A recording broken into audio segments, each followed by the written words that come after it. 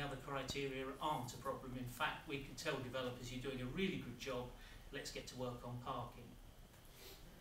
We can then drag it down to district level because we work on a two-tier system and we're trying to work with our districts who are all signed up to this at the top anyway, though it's interesting as it goes down the pile, the urban designers start saying, well, we didn't have anything to do with it.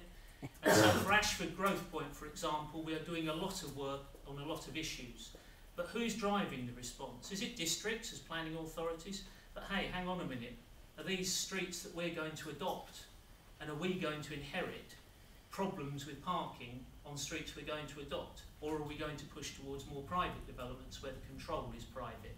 Lots of issues in there that we might pick up later. We have a series of data sets from this. This is the parking one for Ashford, and as you can see, it's not doing very well for parking. And on the right, that's the orange ones where garages are 50% or less used. Ashford is actually our worst district for all criteria. And they were a bit upset when we told them that, but they have, notwithstanding something Phil Gilbert told me just now, been trying to work with us to see if we can actually do better in the future in a major growth area. And then there's all this other information that's coming out in the other data sets. For example, 0 and 2 car households. We had a debate about the census. The census is not reliable in our experience when you compare it with this. One good reason for that in many areas is development is regenerative development, and the buying power and the aspirations of the people living are different from those who live in the area already that you're trying to lift. And the census just is not reliable in our experience in these areas. And our evidence is substantial enough to demonstrate a different approach. Also, vehicles per bedroom, that's what we use. What about vehicles per adult? Does it really vary significantly across the whole of Kent, the different areas? Or is it actually fairly even? And that's something we're drilling down to, but to be quite honest, it's tending to be that there isn't a major difference in different parts of Kent that we're finding. And how many visitors park on street? Are we providing supposedly spaces off street and people are actually parking on street? My stepdaughter comes with her children and parks on the pavement outside. Loads of room on the drive, but she always parks on the pavement outside. Don't like it, that's just what she does.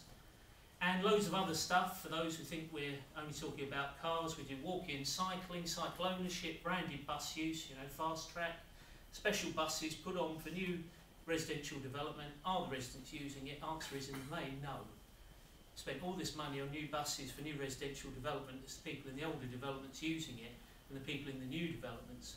Even to the extent that one development, residents have said they don't want the new bus running down their street because it'll mean they'll have to park elsewhere, and they don't want that. So the bus won't be going down their street. No good if you don't put it in day one before they've moved in. And loads of individual comments. And by the way, about the second most commented thing is streets are too narrow. Safety and servicing, we correlate that with parking and street types. These are perceptions usually rather than actual problems with safety. But again, you can see there a mix of bright greens right down to the reds. And I think anything that is yellow or red we need to be looking at carefully because people perceive danger where they live. And I don't like that as a person in this business because I don't think people should feel insecure. Rather amusingly, one person wrote in and said, well actually several people wrote in from a development and said, we don't think it's a good idea having grass footways because they get muddy when it rains, and it was a shared surface and nobody had told them it was a shared surface. Simple. You might think stupid people, that it wasn't obvious. Well, it's obvious to us, we do shared surfaces. They're used to streets with footways. So we need to communicate more. This is the adopted output of that work. Residential parking, it has been overseen, in fact it was sponsored by the Kent Planning Officers Group, which covers all the districts. It's been adopted by Kent County Council and it's been recommended for district councils to take on for development control and LDFs. We did it this way because we did not have the buy-in from districts into the effort to actually get something solid across the board. We've got 12 districts and a unitary, But what they said was, you do the groundwork and then we can take it into our consultation processes for LDFs. We have actually got one who's adopted it for DC, several who are putting it into LDFs or considering it, and others we've got to get round to chat about. We've got one resisting resolutely. The members aren't happy, but it's usually urban designers that don't like these things because they think it's going to spoil the appearance, which is why we've got quality audits to back that up. And here is the bit of what isn't a very thick document that everyone will go to.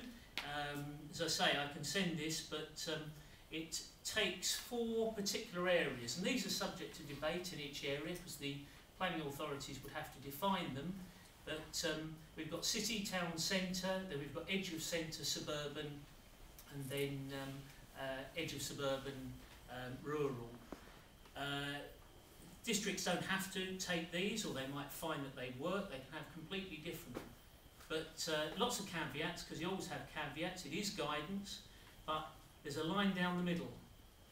On the left, it's maximum, because those are the areas where there are controls on street of some kind or another. And in our experience, that is the only way that you can stop people from making a nuisance of owning more cars than they have space for. Because they have to buy space in a public car park, and parking services managers love that because it's more money. And where there aren't those controls, you cannot stop people owning those cars. And if they want to make their neighbours' lives a misery, there is very little that we can actually do about it. Certainly not until the damage has been done in those streets. And believe you me, there are plenty of people out there. The number of people who write in, they've got 1 space, they've got 3 cars, and they say it's the neighbours that cause the parking problems. My discussions with DFT-CLG, because I went up to see them, they seem to think that all our development should be on the left-hand side of that blue line. In other words, where we can have maximum standards. And they almost as good as said, your developments are in the wrong place if there aren't controls over parking of some kind or another. That was the inference. Because it's no good pretending that if you stick a bus through the middle, nobody will have cars, or very few, because that just isn't reality. So you need controls if you're going to drive down. But hey, let's go back to that letter. They said there isn't a policy against car ownership. So who is it that's going to own all these new cars? Is it the people living in old developments? Because in all the new ones, they think we've got to have less cars. I'm afraid there's a bit of a problem of an argument that is swallowing itself here and losing touch with what's going on in the real world, where we need to address in the context of good design. Now, love statistics, and if you do a graph and you take it to a public inquiry, people actually glaze over and say, okay, you've produced the evidence. What this does is it takes vehicles per bedroom against size of dwellings, averages them out, does a scatter, and helps to establish what we put into the guidance table for the minimum guidance levels. But it also shows where the biggest problems come if you get it wrong, because the bigger houses, it flattens out. With the smaller ones, 2 and 3 bed, that's where you're getting the biggest movement around the axis. And I've noticed that that's an area we're going to have to do a lot of work on to see the implications of having a minimum standard of, say, 1 space for 2 bed dwellings, and actually the number of 2 bed dwellings we get, which in reality have 2 cars associated with them. The figure at the bottom, because I keep getting told that equations should be simple and we should be able to understand them, that is the equation that you lay across the top and find is a maximum standard for car parking in Kent. I didn't bring the table for that, but it's a little bit of tongue-in-cheek, but actually it does have a valid purpose as well. This is the kind of information that we can present to districts for each of the sites that we do. 0 car households, vehicles per unit, we walk and cycle to station, walk or cycle to shops, parking rating, garage. We can trot all of this out so that each site has a profile, but I haven't got the time to do it, and I hope they'll